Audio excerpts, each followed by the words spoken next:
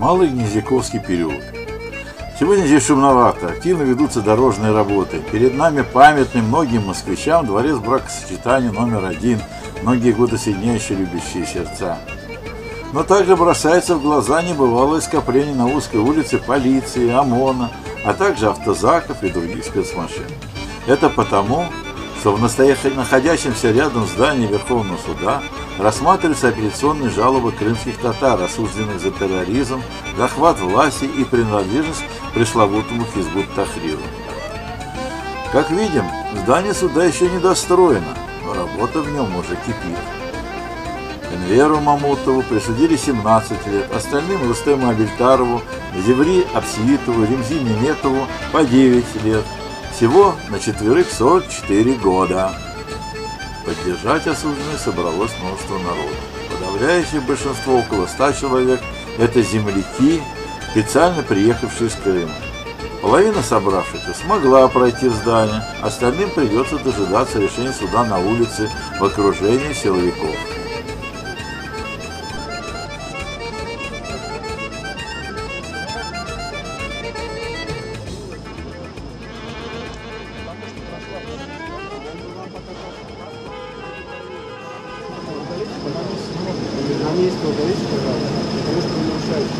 Все, не переживайте, это же нарушение. Вы не имеете права так делать. Но смотрите, когда мы не имеем права это делать, вы нам говорите, мы стараемся этого не делать.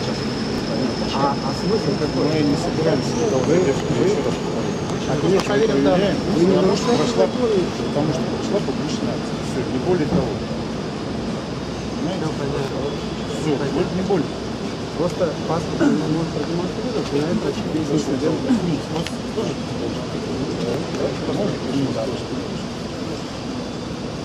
Никто, я еще раз говорю, никто никого задерживать не собирается. Публичную акцию провели, мы должны прийти, понимаете?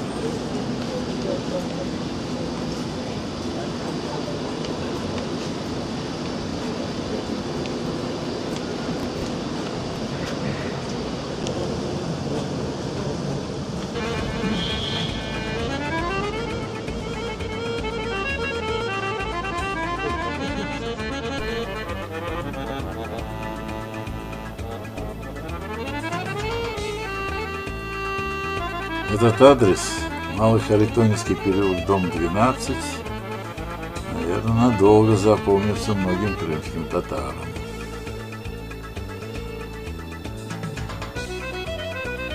А вот и заветная дверь, за которой находится зал судебного заседания.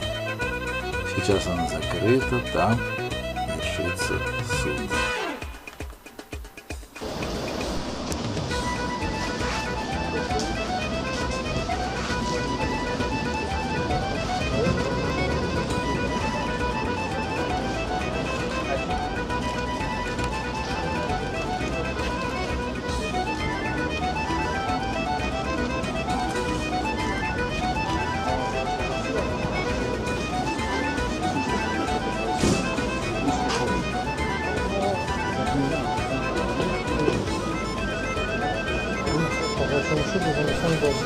А вот и первый комментарий в перерыве между заседаниями суда. Как видим, настроение оптимистическое.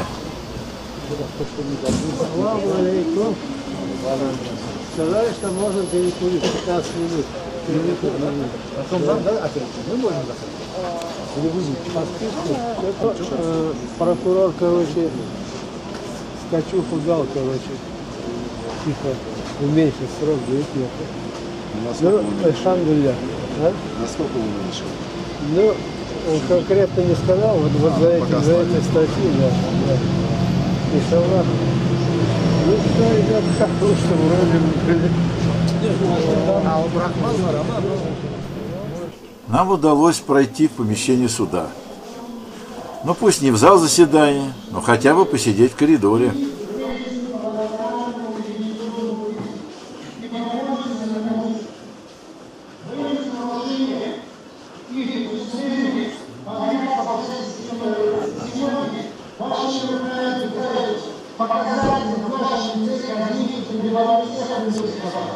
При этом главным образом говорится о законности состоятельности, присутствие невиновность и так далее.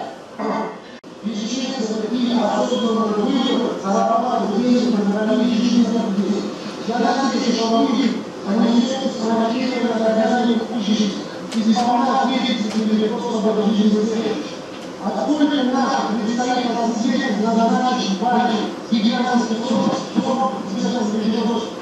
Главное, что я как представляю, это то, что сколько бы можешь не действовалось. Закрыть истину, обман и клевета, они не сумеют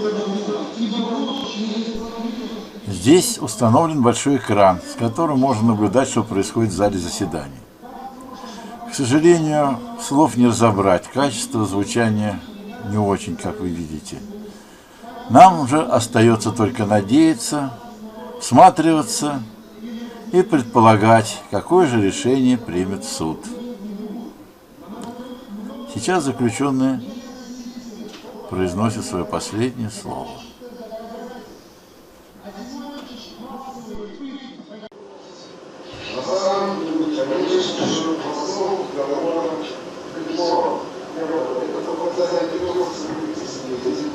Показания, которые являются ложными, этих свидетелей засвидетельствуют. И уложились эти показания во время допроса в сфере социальной. Наоборот, как показания открытых свидетелей нашей стороны обвинения, которые не одни по коллективу фактами, но всех обвиняемых членов организации деятельности, которые являются защищенными Российской Федерации. И второе,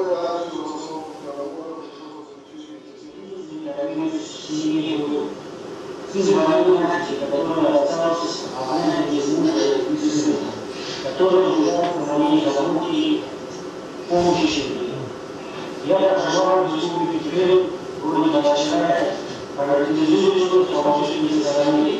Никогда не привлекался к уголовной ответственности. Вел веду горячую живую жизнь. Живу по полному исламу. Никогда диагностическими методическими действиями не могу вспомнить. И в какой-то период ячеек, конечно, описывается в моем уголовном деле, они составляют и составляют. Это все ложь, составляют его изменения. Все дело наши свободно, закрыть изменения, составляют его изменения, как потом.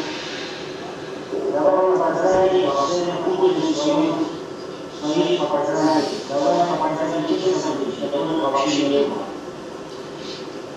Давай показания, кто на состоит положение. Наш недостаточный народ всегда подвергался.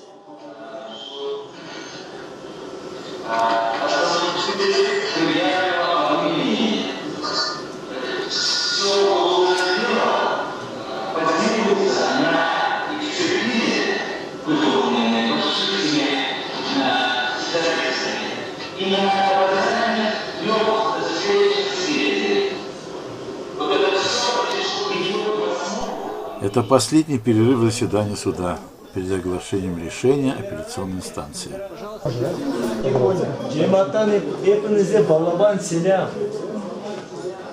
Ассаламу алейкум, рахматуллахи. Bütün dualarımızda siz, yüreklerimizde de siz. İnşallah.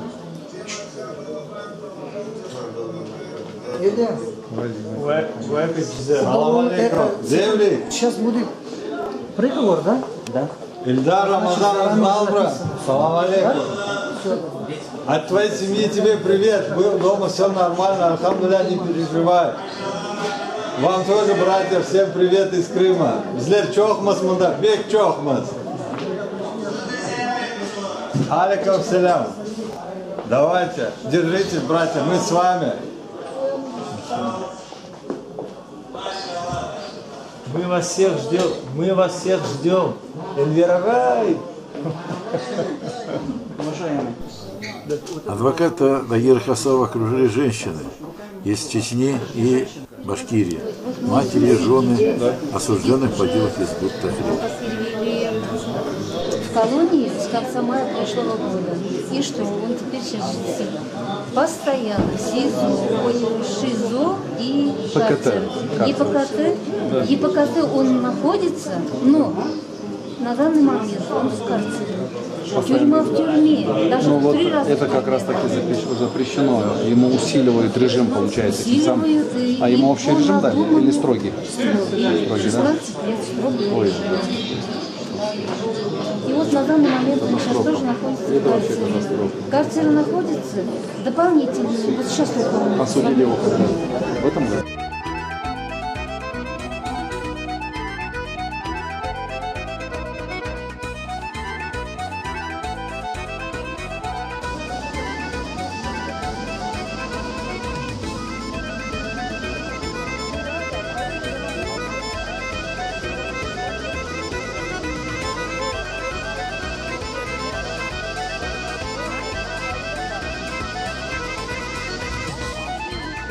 Buna bize kalkınmıştı şöyle, uğraşma. Ana. Tutup kapay, ballar uksuz kalır. Balaların karağı adam yok. Her birisinde 4-5 bala. Какие там способы влияния или решений у вас? На национальном уровне у нас больше нету эффективных каких-то механизмов, поэтому данное решение, данный приговор мы будем обжаловать в Европейском суде по правам человека. Как впечатление? Впечатление, ну, я скажу, что действительно это сегодняшнее решение это просто издевательство. Да? Вместо 17 лет Верховный суд смягчил и дал моему подзащитному 16 лет и 9 месяцев. На 3 месяца смягчил. Однако статью о попытке насильственного захвата власти в России оставил и статью о терроризме оставил. Вот. Игнорируя все доводы защиты, которые мы говорим уже с начала следствия. Вот если коротко так. Ну а что дальше, дальнейшие действия? Дальше это Европейский суд по правам человека и другие международные инстанции. На национальном, ну вот на уровне Российской Федерации мы как бы, можно сказать, по защите, именно по приговору закончили свои действия. Дальше уже международные инстанции. Я Абселямова Алие, супруга Мамутова Энвера. Прослушав судебное решение, конечно, это просто смешно. Из 17 лет строгого заключения дать 16 лет и 9 месяцев. То есть 3 месяца просто вот над людьми просто посмеялись. Ни за что, за то, что человек несет какие-то убеждения свои, за свои мысли, за свои религиозные убеждения, которые вот приравнили к терроризму, к захвату власти. То есть А семья же у вас большая? Да. У Энвера 7 детей. Да. 7 детей. И как, у на него что есть будете жить? престарелая мать, которая также находится сейчас вот дома с детьми. Единственное, ну, как мы сегодня существуем, это поддержка наших родных и с его стороны, и с моей стороны, и поддержка нашего народа. Держаться друг за друга, быть в единстве. И с первого дня народ нас не оставляет, народ постоянно с нами. Ребята, которые приходят к детям, они этих детей считают своими. На протяжении вот стольких лет после задержания моего супруга появилось объединение Бызым-Балалар в Крыму, которые также присматривают, вот, делают все для наших детей. После 1,5 года назад, я насколько знаю, появилось движение «Крымское детство», которое также, вот, ребята, чтобы наши дети не чувствовали отсутствие своих отцов, они приходят, забирают этих детей, возят на прогулки, ну, радуют детей так, как радовал бы их отец. Вынесенные приговоры являются ничем иным, как ярлыком, который вешают не конкретно на каких-то отдельных граждан. Это ярлыки, которые навешаны на весь крымско-татарский народ. И это несогласие сегодня было показано перед судом, когда люди вышли с транспарантами, с плакатами о том, что крымские татары не являются террористами и прекратите репрессии по религиозному и национальному признаку. Более 50 человек задержаны, сейчас они находятся в 2 райотделах города Москвы. Адвокаты московские адвокаты и правозащитники уже выехали для оказания им юридической помощи. Сейчас мы тоже готовы присоединиться к своим коллегам для того, чтобы оказать юридическую помощь своим соотечественникам. И сегодняшний процесс и в целом те события, которые происходят в Крыму, они показывают связь с предыдущими событиями, которые происходили в 1944 году. Крымских татар назвали тогда предателями, но через определенное время этот ярлык с них сняли. Точно так же и сегодня этот ярлык террористов, которые вешают на наш народ, он будет снят обязательно. И те параллели, которые можно провести в целом с нашим народом, это и в 1987 году, когда крымские татары вышли на Красную площадь, и вчера, в 2019 году, когда крымские татары вышли на площадь с лозунгами, говорит о том, что мирное, ненасильственное сопротивление крымских татар, оно не изменяет своему главному принципу. Это движение, которое отстаивает свои права исключительно мирным образом и будет добиваться до, скажем так, до победного результата. Сейчас все, и я думаю, мы с коллегами будем отправляться для того, чтобы оказывать юридическую помощь. А не могли бы представиться вы? Гимиджи Лиля, адвокат. Из Крыма? Из Крыма. Да.